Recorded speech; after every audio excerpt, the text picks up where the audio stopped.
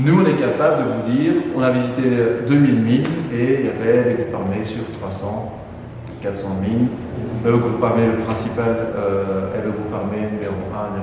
On a beaucoup travaillé sur les mines d'or et on a le regard très nuancé de la mine artisanale. Et donc, pour moi, c'est une des meilleures mines. On n'a jamais vu une mine aussi organisée. Non, c'est ça, parce qu'on Voilà, a vu, à la vérité, on n'a jamais vu aussi bien organisé que ça. Ils sont venus avec des mots de confirmation et d'approbation, les membres de la recherche indépendante et renforcement de capacités pour une paix durable, IPIS en sigle, et une délégation de la société civile de la ville de Kolwezi.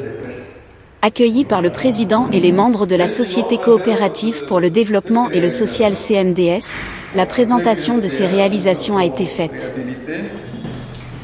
L'école primaire Gécamine, foyer social, on a réhabilité l'école méthodiste et y construire 2 bâtiments, puisque là c'était pratiquement, il n'y avait pratiquement rien. Et aussi, avec les lampadaires ici, on a éclairé le marché et 2 rues, 2 avenues, 3 avenues. Nous avons éclairé, là que j'enseigne, l'école conventionnée catholique secondaire. Nous avons éclairé Sainte-Marie et l'école là de Bon Pasteur. Bon Pasteur, c'est une école qui prend en charge les enfants là qu'on peut récupérer dans les mines. Si nous découvrons qu'il y a un enfant là-bas, et on le conduit vers cette école. Oui, il y a l'école des bons pasteurs. C'est cette école-là qui récupère ces enfants-là. Et retenez que la coopérative au vrai sens du mot, CMDS ici, ça date depuis 2017. Avant, on travaillait en divagation. C'est en 2017 qu'on a été reconnu, qu'on a été notifié comme encadreur des exploitants artisanaux jusqu'à aujourd'hui, jusqu'à ce qu'on a eu l'agrément national. Donc on a invité des coopératives indigènes à la société coopérative. Des coopératives Asbel. Asbel, puisqu'on parlait d'indigènes là-bas, Asbel. Lors de ça, nous faisons soigner, nous enterrons nos trésors, même ceux-là qui ont été victimes des accidents, même ceux-là qui sont tombés malades, ils viennent ici et nous contribuons. Qui vont aussi sans oublier. Les éléments aussi, même les champs déjà de côté de Sokantana. Il y a même déjà un tracteur. Alors c'est ça que nous faisons. Mais en dehors de ça, il y a aussi des mamans fortes comme celle-là. Les poulets pendant les fêtes, mais ça c'est son travail. Les poulets déchirés. Oui, individuel, mais quand même le moyen est là, puisé ici. Et là, une scierie, si nous avons besoin de planches là-bas, c'est elle qui nous fournit. nous sommes au nombre de 28 C'est 28 membres. membres fondateurs. Il y a trois femmes et 26 hommes. Alors, c'est comme ça qu'on a délivré. Et nous avons aussi nos membres auxiliaires, et les artisanaux, et aussi la CMAP là-dedans, nous avons pas mal de gens là-dedans. Alors, il y a parfois 6 réellement, il y a la production. On arrive même à 21 000 trésors. C'est comme pour le moment, comme le prix des cobards a totalement chuté. Là, on va dire 13, 15, 12 trésors. Parce que les trésors ont aussi la petite des principalement. En regardant aussi les mouvements, et puis ils veulent les cobards. C'est ça le grand problème qui est. Justement. Et aussi, nous employons un médecin, 2 infirmiers pour la permanence que vous avez vue là-bas. Là-bas. Et nous sommes à 80 agents de sécurité. Et ceux-là qui nous aident à sécuriser jour et nuit le site là-bas. Et la nuit pour les dépôts, tout ça ensemble avec la police des mines. Ils sont 80. On est plus au nombre de 80. Et on a dépassé. C'est ça. Là, c'est 16. Oui. Si nous suivons aussi les gens sur des lycées, on est maintenant tout près de 120 professionnels presque chaque. Et ils dépendent de nous, ils sont payés le 5 ans. Chaque 16. Mais vraiment, nous, d'abord, on voulait vous remercier pour toute la logistique et votre disponibilité. C'était vraiment. On a vraiment beaucoup appris, quoi. On lit des choses, on connaît le cobalt, etc. Mais être sur le terrain, il Il n'y a rien qui vaut ça. Au courant des craintes qu'il y a souvent à propos que les mineurs artisanaux ont sur les Européens qui viennent voir des mines, mais je veux aussi vous rassurer que chez IPIS, on est vraiment des chercheurs et des professionnels aussi de la mine artisanale. On a 2 collègues ici qui vivent à Bukavu. On a beaucoup travaillé sur les mines d'or et on a le regard très nuancé de la mine artisanale. Et donc, pour moi, c'est une des meilleures mines que on n'a jamais vu une mine aussi organisée. Non, c'est ça, parce qu'on Voilà, a vu, à la vérité, on n'a jamais vu. on n'a jamais aussi bien organisé que ça. Ouais, donc on a l'habitude puisqu'on a l'habitude de mines d'or, les mines de 3T, au sud Kivu, en Ituri, où les standards sont plutôt pauvres. Et en fait, on a plutôt aussi l'habitude d'expliquer que le travail des enfants, ça se retrouve dans l'agriculture, c'est dans les cages. C'est pas quelque chose qui est lié.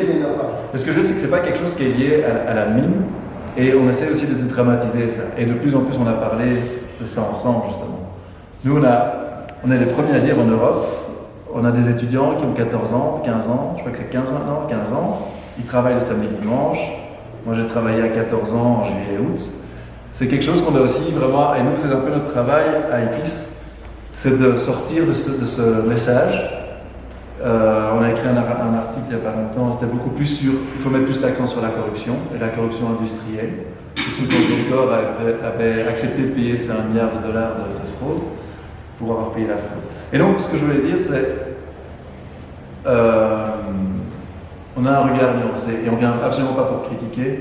On n'est pas Amnesty International, on n'est pas Global Witness, c'est pas du tout ça notre travail. Notre travail, c'est surtout d'avoir une cartographie des sites miniers qui est partagée avec aussi les autorités congolaises, et ensemble, on peut avoir des visualisations sur le nombre de sites miniers qui existent, le nombre de creuseurs qui existent. Est-ce que le nombre augmente, est-ce que le nombre diminue? Quelles sont les raisons de ces changements? Exactement. Comme on travaille beaucoup dans l'Est du Congo, quelle est la sécurité? Ce qui permet, par exemple, sur la sécurité, d'avoir un regard aussi très nuancé quand on parle des groupes armés qui détiennent des mines. Nous, on est capable de vous dire, on a visité 2000 mines et il y avait des groupes armés sur 300. Parmi les 2000 mines artisanales et coopératives qu'ils ont visitées, IPIS n'est pas resté silencieux au sujet de l'organisation et de la logistique de la CMDS, et ils encouragent d'autres exploitants à prendre exemple. C'est un exemple pour les autres mines. Et je crois que ça devrait être quelque chose qui devrait être montré à d'autres, parce que même la police des mines, ils gagnent à avoir une belle image, d'avoir des policiers qui sont disciplinés et qui respectent l'ordre. Merci beaucoup. Comme il est dit, Guillaume, je pense que nous avons été à Kolwezi dans la ville, dans un atelier où la coopérative était invitée. Et nous avons eu la chance, oui, d'être là.